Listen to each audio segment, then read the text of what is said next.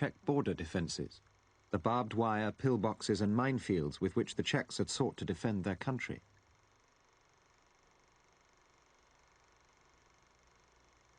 The rest of Czechoslovakia now lay naked in front of the German army, and their commander-in-chief, Adolf Hitler.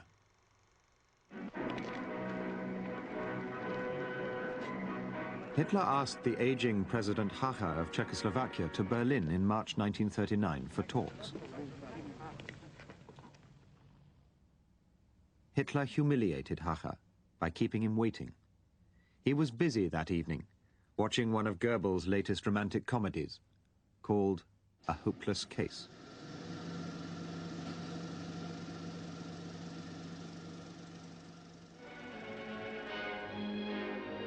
Jenny! Endlich! Um Himmels Willen, das Schiff fährt ab. Sie müssen sofort von Bord.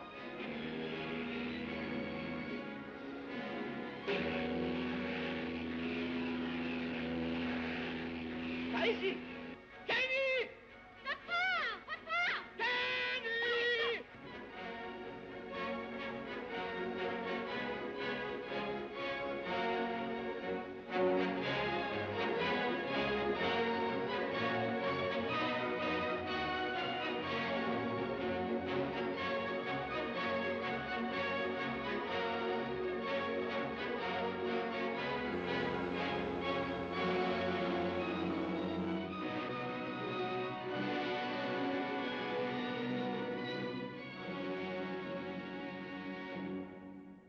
Hitler eventually saw Hacha at 1:15 in the morning.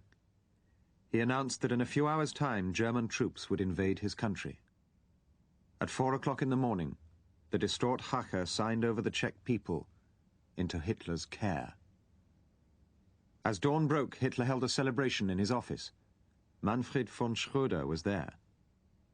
That was a sort of private party, a sort of victory party with champagne. Hitler had his mineral water, and it was amazing to see how he behaved when he was among his friends alone and hadn't to behave like a statesman for the public, you know. So he was sitting, first of all, like this. Everything here open. Hairs like this. Drinking his mineral water. And then the interesting thing, talking like this the whole time. The interesting thing, in the meantime, he dictated to two secretaries, one proclamation to the German people, another proclamation to the Czechoslovak people, and a letter to Benito Mussolini, who had been transmitted by the Prince of Hesse the next morning. So I did that all at the same time. And I was a youngster of 24, so that's how a genius looks at home, you know? The German troops who assembled to cross into the Czech Republic that morning were about to take a momentous step. This boundary post marks the old border between the Sudetenland and the rest of Czechoslovakia. By crossing this line, Hitler showed that his claim that he wanted only to unite German-speaking people was a sham. The country these German troops now entered had never been German and had no German-speaking majority within it. This was an invasion. Češi, co se vraceli z toho pohraničí, tak říkali, jak je napadali, jak je mlátili pažbama. Češi, když museli utíkat, utíkali s malýma dětma.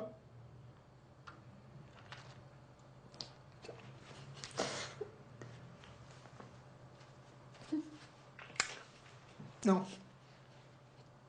Takže to byli bezcitní, skutečně bezcitní lidi a nadávali, bezdůvodně nadávali našim lidem, teda českým lidem. A proč by bývali měli nárok? To byla Česká republika, Československá. Ale proč by bývali měli nárok na jinou zem? To přece neměli nárok.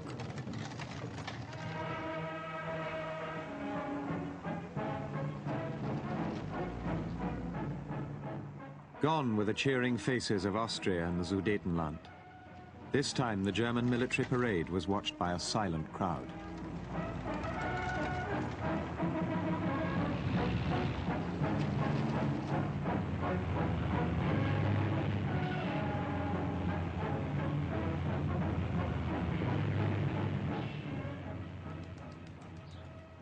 Hitler visited Prague and its castle, the old residence of the Czech kings, less than 24 hours after he had first made his demands to President Hacha. Looking over Prague, Hitler was full of joy. But not all Nazi supporters were as pleased as their Führer.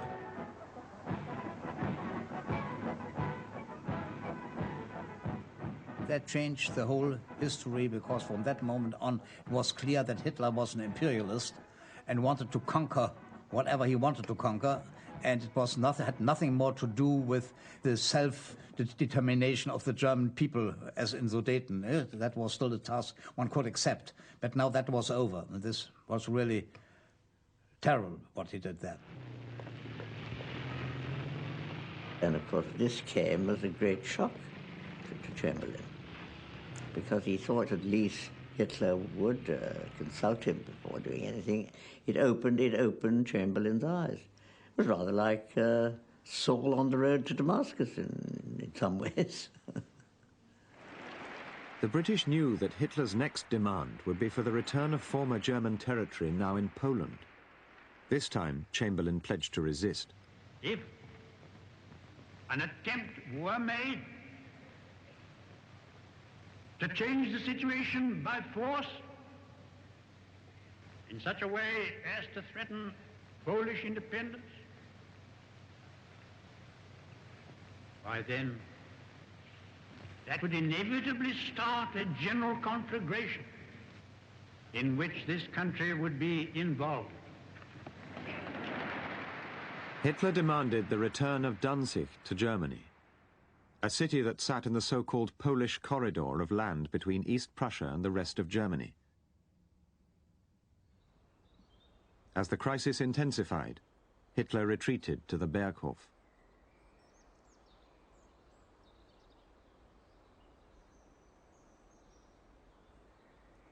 Die Spannung oben, zum Beispiel Juni, Juli, August 1939 am Berghof war sehr gespannt, zum Zerreißen gespannt. Ein Termin jagte den anderen. Tag und Nacht waren Besprechungen, Telefonate, gute Nachrichten, schlechte Nachrichten.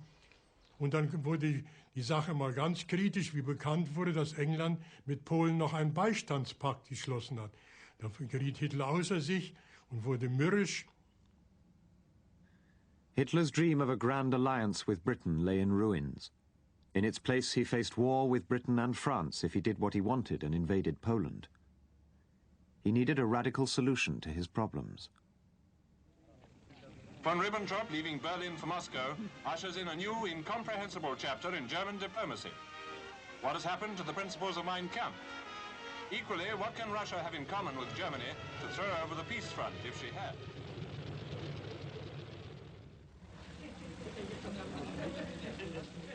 Since spring 1939, on the back of trade negotiations with the Soviet Union, the Nazis had been making tentative moves towards an alliance between the two countries. On the 23rd of August 1939, Ribbentrop signed a non-aggression pact with the Soviet Union, which protected Hitler from having to fight a war on two fronts. A secret part of the pact guaranteed Stalin a share in the spoils once Hitler invaded Poland. Hitler was now allied to his ideological enemy. At the same moment as the pact was being signed in Moscow, Hitler stood with his guests on the terrace of the Berghof and stared at the sky. Der ganze Himmel war in Unruhe, blutig rot, grün, schwefelgrau, schwarz wie die Nacht, gelblich verzuckt, und alles schaute an, ganz entsetzt, beängstigend, direkt beängstigend. In der Sekunde wurde der Vertrag unterzeichnet mit Stalin. Und Hitler stand auch da, seine Stellung, wie er oft war. Alle schauten. Man könnte wenn man nicht nervlich fest gewesen wäre, könnte man mit der unheimlichen Angst zu tun bekommen. A Hungarian woman in Hitler's entourage looked at the sky and then turned to speak to her Führer. Dann sagte die, mein Führer, das bedeutet nichts Gutes. Das bedeutet Blut, Blut, Blut und nochmal Blut, Untergang und erbärmliches Leiden. Blut und nochmal Blut. Hitler war ganz schockiert. Der hat fast gezittert. Ja, wenn es sein muss, dann aber sofort. Und da war er ganz erregt und ganz durchgedreht, die Haare wild. Sein Blick war stur weit weg. Und nach 10 Minuten, als ich von allen verabschiedet, weg war er rauf und der Abend war vorbei. On the 1st of September 1939, Germany invaded Poland. On the 3rd of September, Britain and France declared war.